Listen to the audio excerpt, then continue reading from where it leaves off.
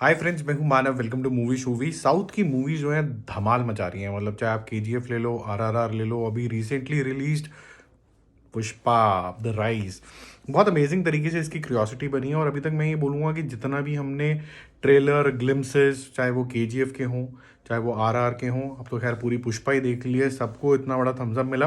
तो सवाल सबसे पहले ये उठेगा कि यार एक और साउथ की मूवी, और वो इंसान जिसने मतलब साउथ की मूवीज़ का मतलब जो परसेप्शन है ना, एटलीस्ट नॉर्थ मार्केट के अंदर वो चेंज किया, वो है प्रभास खुद, द बाहुबली प्रभास।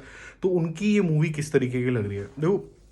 ये जब मैंने ट्रेलर देखा तो सबसे पहला रिएक्शन जो मेरा आया वो ये आया कि यार इस पे जो पैसा लगा है, जो बोलते हैं 300 के आसपास करोड़ की ये मूवी बनी है, वो जस्टिफाइड तो देखो लग रही है। Because the kind of canvas that we see, the kind of scenes that we see which is of the old era, then we see जो वीएफएक्स बहुत अच्छे हैं। इनफैक्ट जो टाइटैनिक टाइप के सीन बनाने की कोशिश करी गई है वो भी बहुत अच्छे लगे।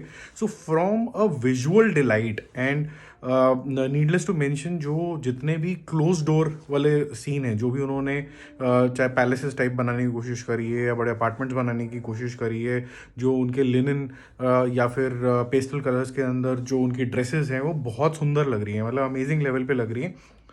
अब बात करते हैं कि यार ये ट्रेलर से हम क्या उम्मीद रख रहे थे और क्या हुआ। जब देखो इसका टीज़र आया था तब मैंने आपको बोला था कि यार जम नहीं रहा। फिर एक और टीज़र सा कुछ आया, ग्लिम्स सा कुछ आया, उसके अंदर बोला कि यार मैं पामिस्ट हूँ और मैं पामिस्ट्री करते करते कुछ और एक अलग एंगल निकाल लूँगा। तो हमें ऐसा लगा कि यार ये सिर्फ एक सिंपल लव स्टोरी नहीं है, इसके अंदर काफ़ी सारे एंगल्स और ट्विस्ट आने वाले हैं। अभी जब मैं इसको देख रहा हूँ तो मुझे लग रहा है it's a very simple love story wherein होता है ना, सितारों में कुछ फॉल्ट्स हैं। चाहे वो प्रभास के ले लो तो he is unable to get a girl. Okay, वो बोलता है, उसका डायलॉग ये आता है, जाके उनसे बोल दो कि मेरे लिए कोई लड़की नहीं बनी है, मैं फ्रेंडशिप में विश्वास नहीं करता हूँ, ये सब डायलॉग आता है। और दूसरा, एंड होते होते डायलॉग ये भी आता है कि इवन पूजा हेगड़े का जो रोल है उसके अंदर भी कुछ फॉल्ट्स हैं। तो इस तरीके से दिखाया गया। और देन जो दिखाया गया ये कैरेक्टर विक्रमादित्य का कि वो काफ़ी ज़्यादा वर्ल्ड फेमस है, तो ये सारी चीज़ें एंगल लाने की कोशिश तो करी गई है कि, लेकिन जो मुद्दा, द एलिमेंट ऑफ सरप्राइज, ये जो एस्ट्रोलॉजी है इसको किस तरीके से यूज़ किया जाएगा इसके अंदर, वो कुछ भी क्लियर नहीं हो रहा है। कुछ एक टाइम पहले जब इसका एक पोस्टर आया था जिसके पीछे टाइम व्हील बना हुआ था, तो लोगों ने बोला था कि शायद ये टाइम लूप की कहानी होगी, टाइम ट्रैवल की कहानी होगी, ऐसा कुछ हो सकता है, सदियों की कहानी होगी। ऐसा कुछ ट्रेलर से तो रिफ्लेक्ट हुआ नहीं। और जिस तरीके की डायलॉग डिलीवरी है, मुझे ऐसा लगा यार डायलॉग डिलीवरी के अंदर प्रभास ने जो हिंदी के डायलॉग्स हैं वो खुद बोले हैं यहाँ पर। और वो साहो वाली ही मेरे को यहाँ पर प्रॉब्लम लगी कि जो इमोशंस, उनका बॉडी लैंग्वेज और उनकी जो लिप्स मूवमेंट दिखाने की कोशिश कर रही है, वो बहुत ही सुस्त लगा मुझे हिंदी डायलॉग्स के अंदर। वो एनर्जी नहीं लगी, क्योंकि जब आप चार्मिंग होते हो तो एक एक चार्म निकलता है ना, हिंदी शब्दावली में एक चार्म होना चाहिए, वो निकला नहीं।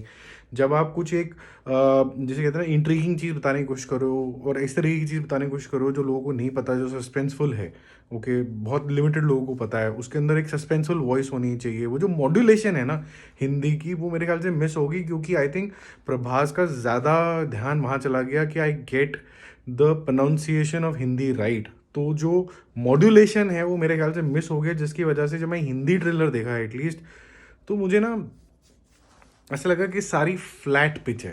तो मुझे ये समझ नहीं आता कि शरद केलकर इतनी अच्छी आवाज़ उनकी सूट करती है तो उन्हीं को क्यों नहीं ले लिया।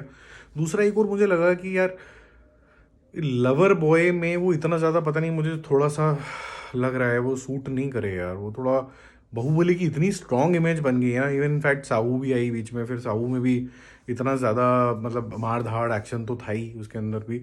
यहाँ पर वो प्लेन वनीला वाला रोल समझ में नहीं आया। और तीसरी चीज़ जो मेरी ऑब्जर्वेशन ये रही कि वो जो शिप वाला फंडा है वो क्या है, वो तो ऐसा लग रहा है कि जैसे टाइटैनिक का कॉपी है।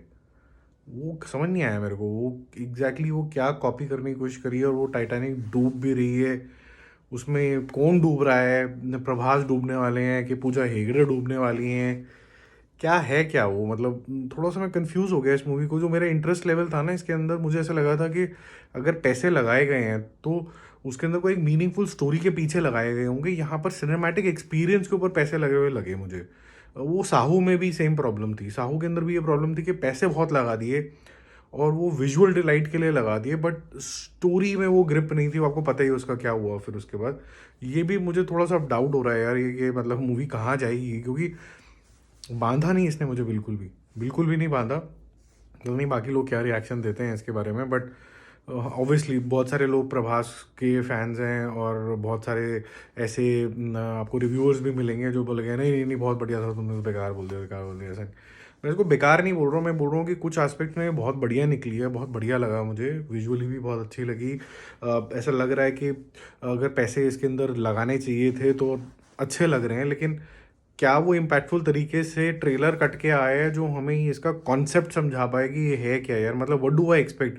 एक बंदा है, उसको सब कुछ पता है उस केमिस्ट्री के बारे में, वो सारी लाइनें वाइनें सब कुछ पढ़ लेता है, और बड़े बड़े पॉलिटिशियंस भी उससे जाके मिलने की कोशिश कर रहे हैं, और वो अपनी लाइफ नहीं सुलटा पा रहा है और अपने लवर की लाइफ नहीं सुलटा पा रहा है। ये समझ में आया मेरे को। अभी ऐसा इंटरेस्टिंग टॉपिक क्यों है, मतलब ये क्यों का आंसर अगर आपके पास है तो आप ज़रा कमेंट बॉक्स में मेरे को समझा दो यार। ठीक है, फिलहाल ये ट्रेलर को मैं क्या बोलूँ, मैं थम्स डाउन दूंगा तो या फिर लो स्कोर दूंगा तो फिर प्रभास डार्लिंग के इतने सारे फैंस हैं, मैं खुद भी बहुत बड़ा फ़ैन हूँ, सब नाराज़ हो जाएंगे, तो भी मैं स्कोर छोड़ ही देता हूँ इसका। मेरा जो रिएक्शन मैंने दिया उससे काफ़ी कुछ एविडेंट है। ठीक है जी, चलो फिर मिलते हैं जल्दी।